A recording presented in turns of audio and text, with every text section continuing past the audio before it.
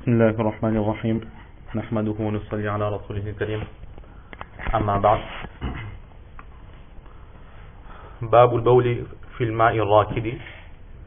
Le chapitre sur le fait d'uriner dans de l'eau stagnante.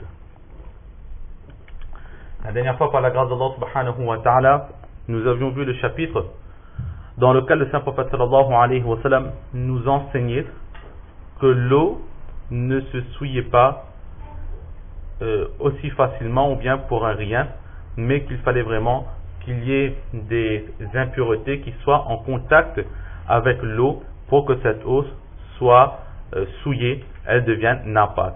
Et dans ce chapitre, nous avions vu l'enseignement sur l'eau musta'mal, justement, l'eau qui était utilisée pour se purifier, pour le wuzu ou bien pour le roussal. Est-ce que cette eau restait pure ou est-ce que cette eau devenait impure?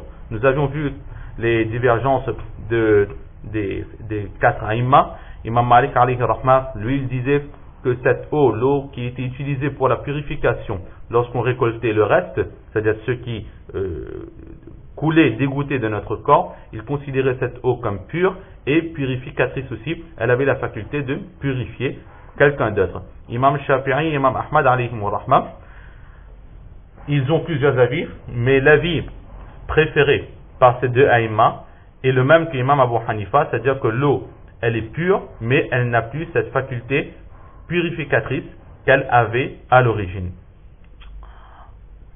Ensuite, parmi les élèves d'Imam Abu Hanifa, Imam Muhammad, il est d'avis du même avis que son professeur Imam Abu Hanifa.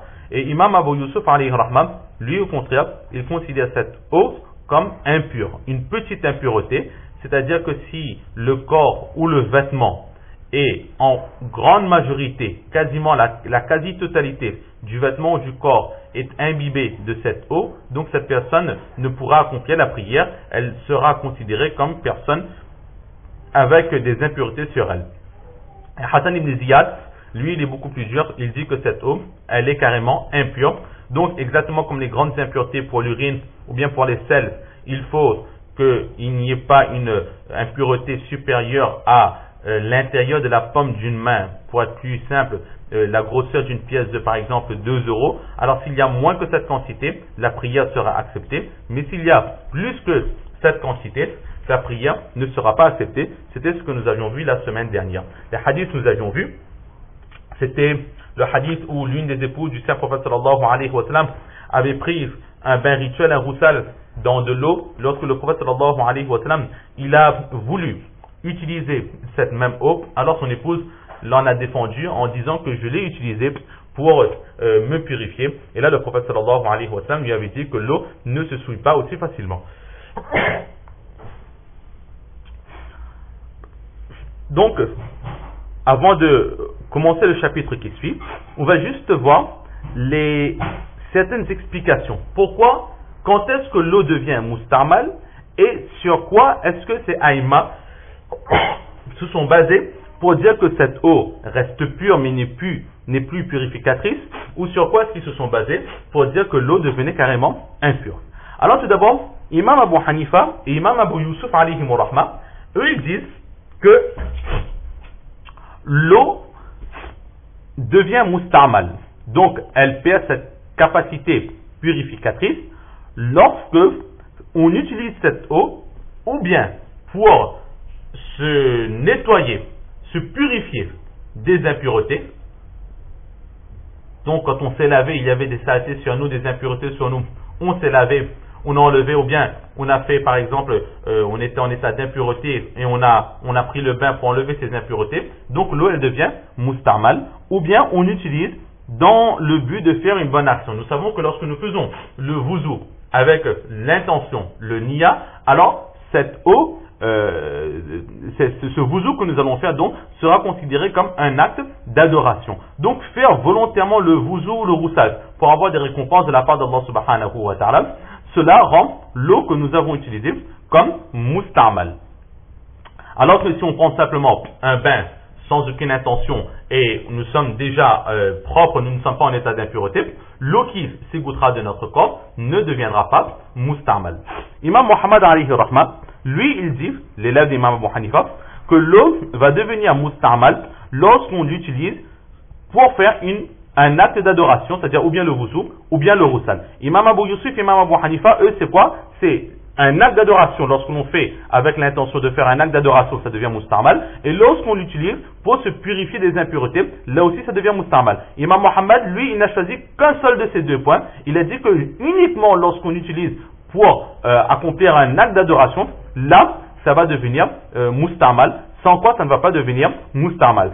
Et Imam Zufat et Imam Shafi'i, alaykum rahma, eux, ils disent que lorsqu'on utilise cette eau pour se purifier des impuretés, alors là, cette eau va devenir mustamal.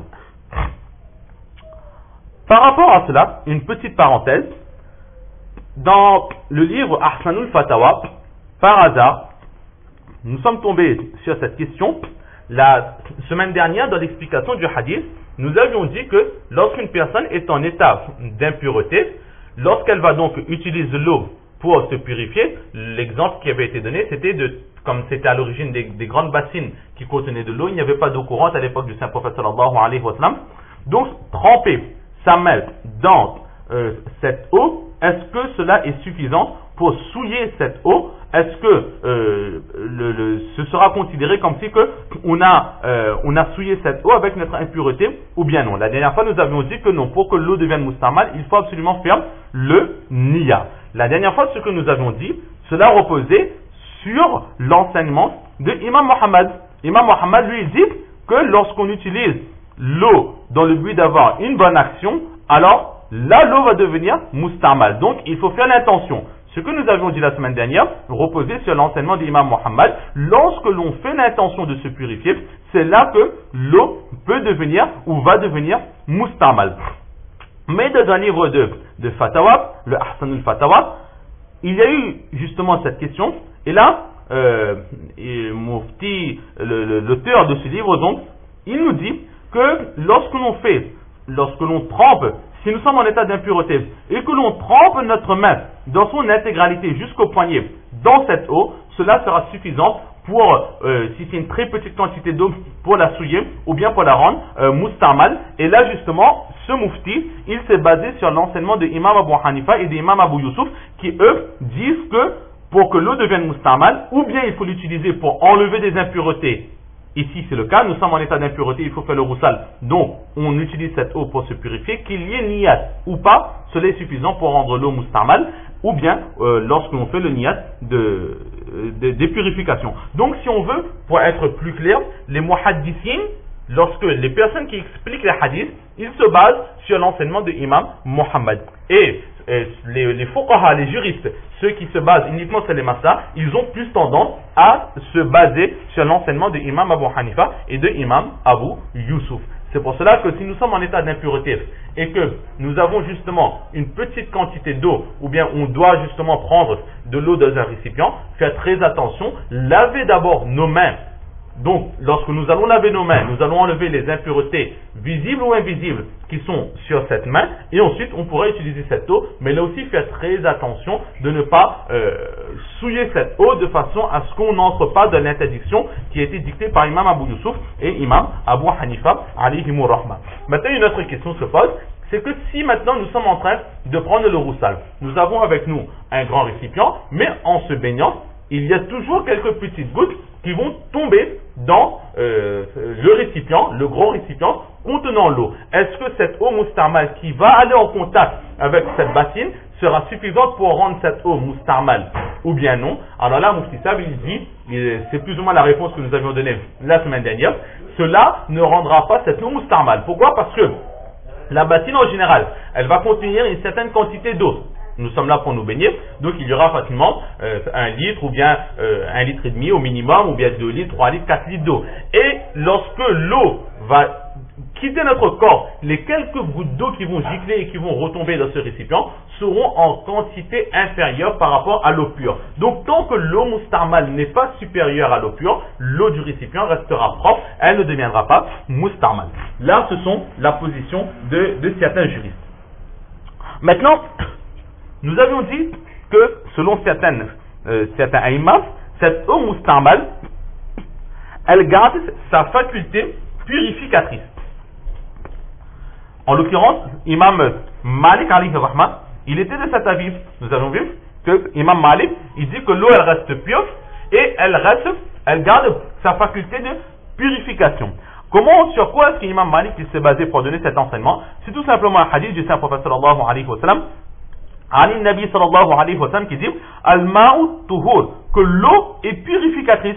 La yunajjisuhu shay'un, il n'y a rien qui va souiller, qui va rendre cette eau impure, illa ma ghayyara, mis à part ce qui va changer les qualités, les spécificités de l'eau, c'est-à-dire sa couleur, son odeur, ou bien le goût de l'eau. C'est un hadith que nous avions déjà vu dans ce livre de Abu Daoud Sharif. Imam Malik il se base sur ce chapitre, sur ce hadith. Le prophète sallallahu alayhi wa sallam, il a dit que l'eau est pure et tant qu'il n'y a rien qui va changer l'une de ces trois qualités, l'eau restera pure.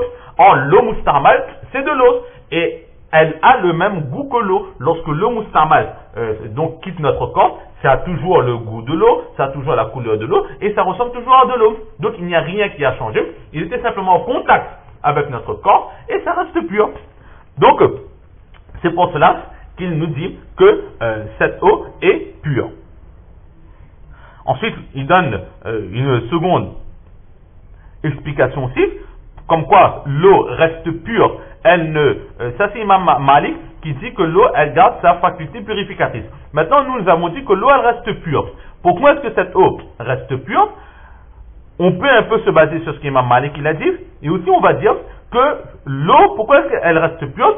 Parce que cette eau à l'origine elle était pure et elle a été en contact avec les membres du corps, et les membres du corps extérieurement, et ils n'étaient pas souillés, il n'y avait pas d'impureté, il n'y avait pas de goût d'urine ni du sang, tout ce qu'il y a comme impureté majeure, il n'y avait pas cela sur notre